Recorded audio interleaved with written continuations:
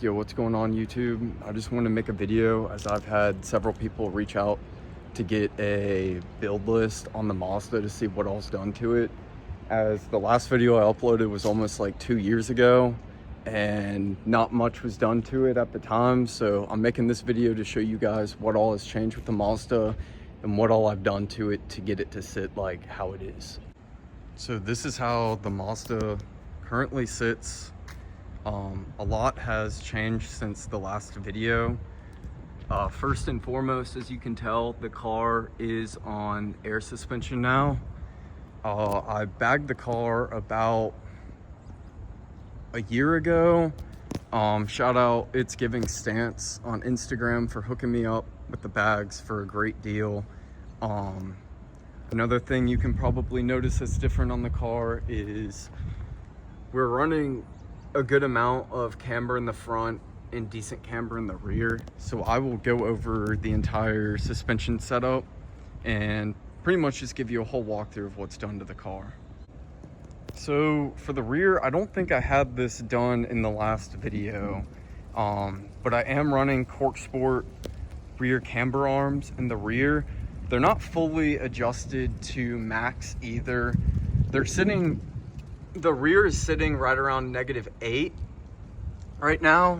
So I'm assuming if I were to max those out, you could probably get -9, -10. I know several people remove one of the locking nuts on them and they've been able to achieve double-digit camber in the rear. However, I was kind of looking for the more front tilt look, less tilt in the rear. However, I am looking possibly next year, once I get a daily, as this is still my daily at the moment, to go match rear to the front. So when it comes to the front tilt on these cars is kind of difficult to achieve if you want anything over -4, -5 degrees of camber.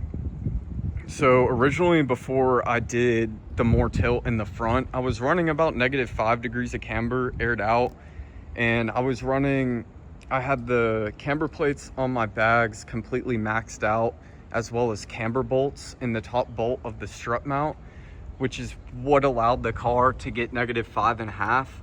However, as it sits right now, the front is sitting at -11, -12 degrees of camber aired out, and the front is -8, like I said. So to get camber like that on these cars in the front, you're gonna have to get an extended lower control arm, which mine is extended roughly about 1.5 inches. As well as with the extended lower control arm, you will need extended tie rods, as I originally didn't think that I would, but my tie rods were only held on by about 5 threads. So I did have to get some extended tie rods made for the car. But that's how the front sits aired out. And then the rear actually sits lower than the front, but it's pretty even. And then as you can also see, I do have the MV Tuning side skirts as well as the MV Tuning rear splats on the car. Shout out my old roommate Andrew for painting those. The paint match came out literally perfect. His Instagram is Hateful Generation. If you guys are in the Nashville area and need any paint work done on your car, I highly recommend him. I'll get a close up on it, but yeah, it matches perfectly. Another big change to the car that I didn't have in the last video is I actually got some wheels. I know a lot of people might, have their opinions on GMRs, but they're the GMR Evokes.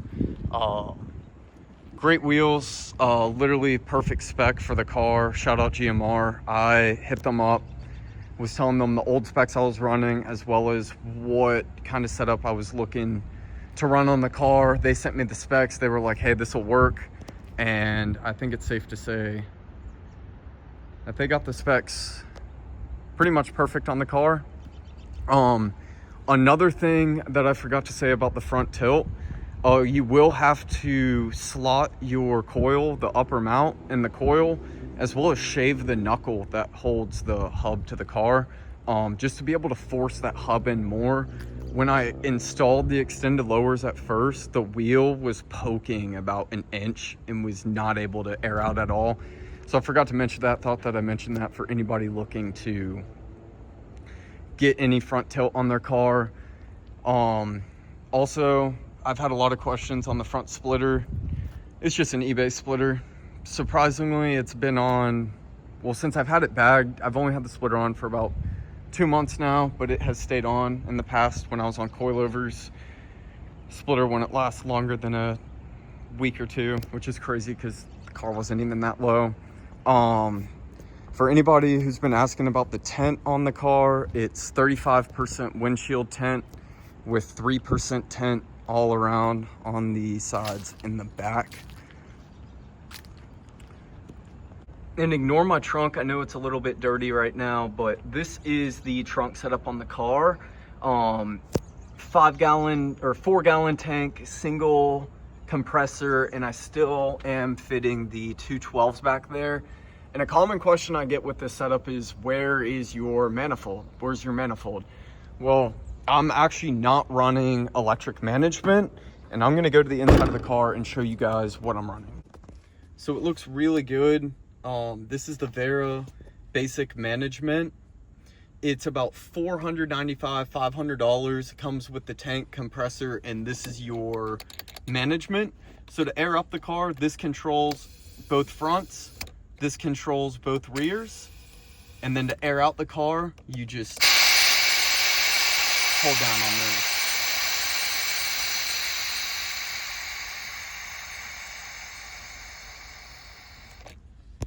And I actually get a lot of questions a lot of the time, like, how reliable is the manual management as opposed to like Airlift or AirTech, anything like that.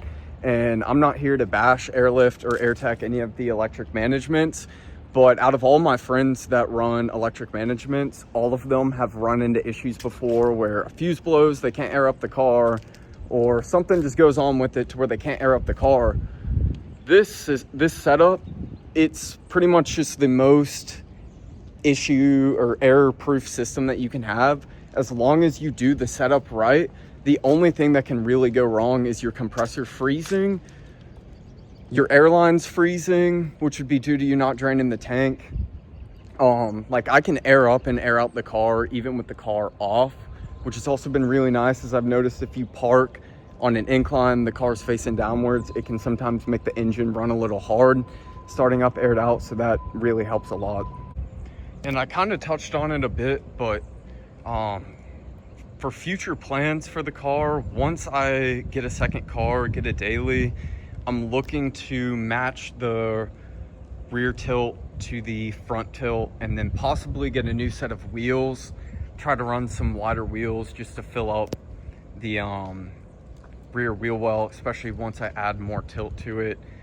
But overall, this car has been amazing. It just hit 100,000 miles about a month ago. Not really any complaints with the car throughout all of the ownership. It's been very reliable. So if anybody has any questions or anything, needs links to anything, just drop them down in the comment section below. And I'm more than happy to, give you guys the links to any of the parts, or just help you guys out if you guys have any questions. And I just wanted to thank you guys again for watching the video. And like I said, be sure to like, comment, and subscribe.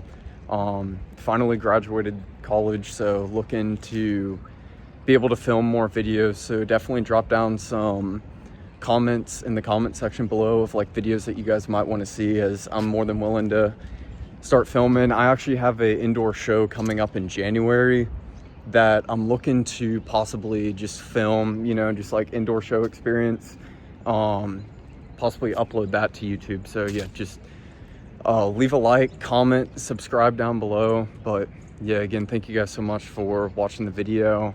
And like I said, if you guys have any questions or concerns, just let me know in the comment section, and I'm more than happy to help you guys out. Also, drop me a follow on Instagram. My Instagram is gbagged6. Also, for anybody who's wondering where to get extended lowers or extended tie rods.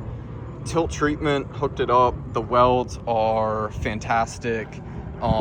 Definitely recommend them to anybody who's looking to get any fabricated parts. Even if you have a different car, you're looking for uppers or lowers fabricated, definitely check out Tilt Treatment.